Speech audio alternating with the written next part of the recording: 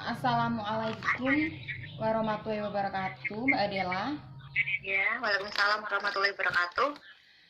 Saya akan mewawancarai Anda dan sebelumnya saya ingin tahu latar belakang tugas krisis multidimensi yang telah Anda buat.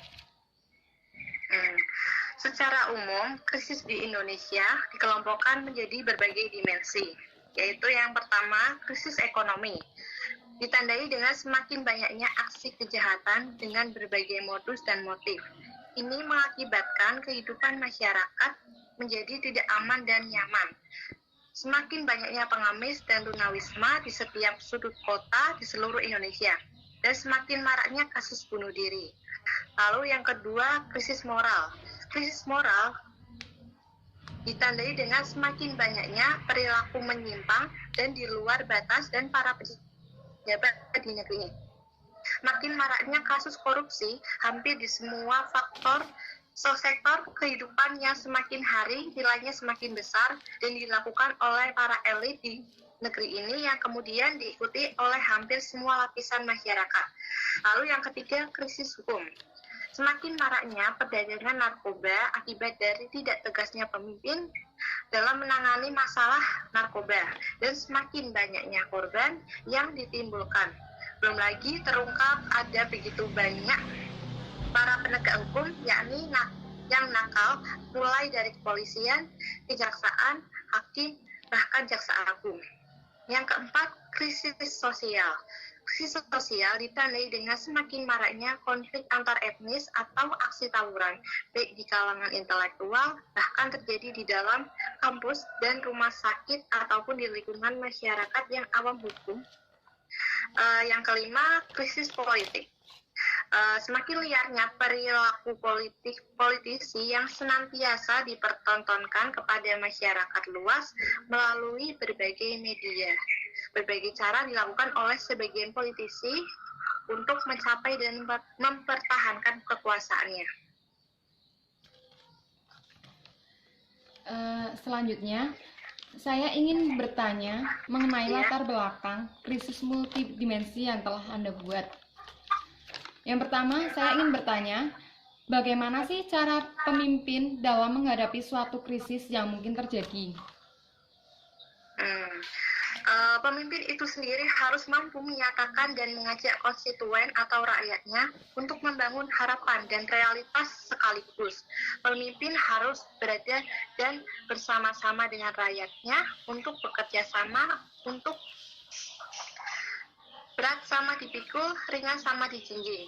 Dalam suatu krisis, pemimpin seharusnya memiliki sense of crisis yang tinggi, yaitu dengan turun tangan ke lapangan untuk berempati dengan kondisi masyarakat dan menyelami persoalannya.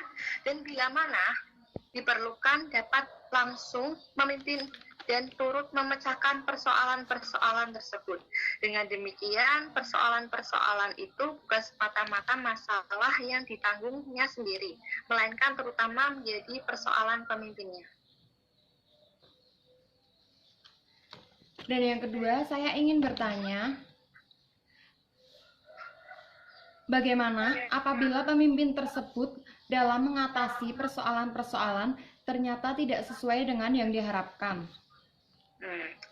Jadi gini, dalam suasana seperti ini, maka yang diharapkan adalah yang mau dan mampu mengambil keputusan secara cepat dan tepat. Keputusan cepat dan tepat lebih bermakna apabila merupakan keputusan yang benar dan sesuai. Begitu Mbak Sandy. Ya, saya ingin bertanya lagi Mbak Adela. Pertanyaan saya yang ketiga, bisakah Anda memberi satu contoh kasus kegagalan dalam penanganan krisis multidimensi yang terjadi di Indonesia sekarang ini? Contoh kasus gaya pemimpinan yaitu contohnya kasus Megawati Soekarno Putri. Megawati Soekarno Putri dinilai kurang efektif dalam mengatasi krisis multidimensi yang dialami di Indonesia. Yang pertama, pemerintah Megawati cenderung ditandai oleh buruknya komitmen untuk memberantas korupsi. Hal itu tidak hanya tampak pada ketidakmampuan Megawati dalam memilih jaksa agung yang tepat, tetapi diperparah oleh mencuatnya berbagai skandal korupsi baru yang mengidentifikasi keterlibatan sejumlah menteri KPR dalam tindakan-tindakan tersebut. Kedua, pemerintahan Megawati cenderung ditandai oleh lemahnya komitmen untuk membela kepentingan bangsa. Hal itu tidak hanya terjadi dalam bidang ekonomi, tetapi meluas ke bidang politik. Akibatnya, sebagaimana terjadi pada kasus penjualan PT Indosat kepada BUMN Singapura dan lepasnya Pulau Sipadan dan Likitan. Jadi Indonesia cenderung menjadi pecundang berbagai tindakan yang dilakukan oleh kepentingan asing. Ya, terima kasih jawabannya Mbak Adela. Ya, sama-sama. Selanjutnya saya ingin tahu latar belakang krisis karakter yang Mbak Sandy buat seperti apa, tolong jelaskan. Latar belakang krisis karakter yang saya buat adalah salah satu krisis terbesar di dunia saat ini adalah ketiadaan pemimpin yang visioner, kompeten, dan memiliki integritas tinggi dalam kepemimpinannya. Pemimpin yang diharapkan adalah yang dapat merajut titik temu dan berbagai elemen yang berbeda baik dari sisi ideologi, budaya, dan tradisi menjadi suatu tatanan masyarakat baru yang bergerak menuju peradaban baru. Dengan kata lain, seorang pemimpin hendaknya memiliki karakter yang kuat yang dapat menjadi teladan untuk kelangsungan orang yang dipimpin. Masalah-masalah seputar karakter atau moral yang terjadi sekarang ini jauh lebih banyak dan kompleks dibandingkan dengan masalah-masalah karakter atau moral yang terjadi pada masa-masa sebelumnya. Itu latar belakang krisis karakter yang saya buat, Mbak Adela. Ya, saya ingin bertanya ya, bagaimana menurut Anda karakter yang harus ada pada seorang pemimpin? Bisa jelaskan? Ya, menurut saya karakter yang ada pada seorang pemimpin yang pertama, disiplin. Seorang yang mempunyai prinsip kedisiplinan, baik disiplin waktu ataupun disiplin diri sendiri, akan menghargai waktu dan amanah yang telah diberikan. Seseorang yang disiplin waktu akan mampu mempunyai manajemen waktu yang baik sehingga pekerjaan dapat terselesaikan dengan baik dan tepat waktu. Dan ketika seorang pemimpin disiplin terhadap dirinya sendiri dengan memegang prinsip kejujuran, maka akan membawa kebaikan dalam sebuah kepemimpinan baik di perusahaan maupun di organisasi lainnya. Dan yang kedua, kesabaran. Seorang pemimpin tentu harus mempunyai sifat yang sabar karena orang-orang yang kita pimpin tidak mempunyai sifat yang sama, dan seorang pemimpin harus mampu memahami karakter dari masing-masing bawahannya sehingga kita mampu memberi amanah sesuai dengan karakter yang dimilikinya. Dan yang ketiga ada membangun kepercayaan. Sebelum kita memimpin sebuah perusahaan atau organisasi, kita harus mampu menanamkan sifat percaya diri. Sebagai seorang pemimpin yang efektif, harus menanamkan kepercayaan atas pemberian job kepada bawahannya, sehingga bawahannya menyadari bahwa pemimpinannya percaya kepada bawahannya, dan bawahannya akan senantiasa melakukan yang terbaik. Jika tidak adanya saling percaya antara pemimpin dan bawahannya, maka di dalam sebuah perusahaan akan kacau dan tidak efektif. Itu Mbak Dela yang bisa saya jelaskan. Oh iya. Pertanyaan yang kedua yang saya ajukan yaitu krisis kepemimpinan apa yang kita lihat saat ini banyak yang menerima suapan, sehingga kita bisa melihat contoh dari korupsi yang terjadi di Indonesia saat ini.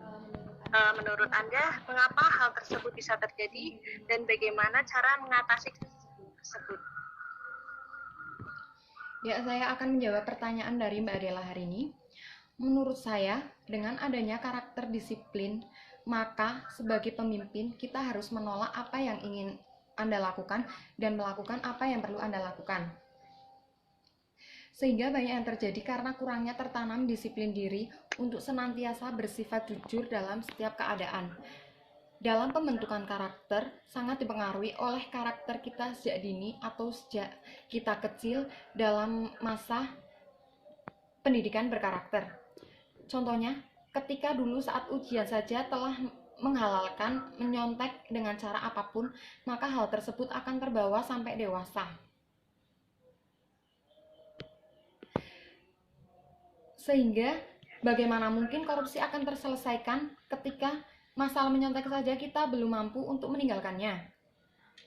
Menurut saya, solusi dari masalah korupsi tersebut memulai diri dari sejak dini untuk bersifat jujur dalam keadaan apapun, walaupun itu hanya masalah sepele. Karena dengan seringnya kita jujur akan terbiasa bersifat jujur. Kemudian jika pemimpin tersebut memiliki sifat yang jujur, maka tidak akan terjadinya korupsi dan masyarakat juga akan bersifat jujur karena pemimpinnya mengajarkan untuk kita bersifat jujur. Sehingga kita semua bisa mengubah Indonesia terbebas dari masalah korupsi, dan untuk membangkitkan semangat untuk jujur, kita harus melatih karakter kejujuran sejak dini waktu pendidikan anak-anak. Pertanyaan yang terakhir yang saya ajukan, bagaimana sih kepemimpinan karakter yang baik dalam menghadapi suatu krisis? Ya, saya akan menjawab pertanyaan lagi dari Mbak Dela hari ini. Kepemimpinan karakter yang baik dalam menghadapi krisis, yang pertama, mampu merasakan. Mampu merasakan itu artinya pemimpin harus mampu merasakan dan menyadari situasi, bahkan dalam ketidakpastian untuk menentukan dampak atau ancaman. Dan yang kedua, Mbak Dela, pengambilan keputusan. Artinya pemimpin harus mampu mengambil keputusan yang baik dan harus bisa mempertanggungjawabkan keputusan yang diambil tersebut. Dan yang ketiga, Mbak Dela, koordinasi. Artinya, pemimpin harus menyadari bahwa krisis tidak selalu dapat dikelola secara linear dan hierarkis. Dan yang keempat, pemimpin harus belajar. Itu artinya pemimpin perlu menyadari bahwa ada pelajaran yang bisa dipetik dari semua krisis yang terjadi saat ini. Terima kasih Mbak Sandy atas jawaban yang saya ajukan. Wassalamualaikum warahmatullahi wabarakatuh. Waalaikumsalam warahmatullahi wabarakatuh.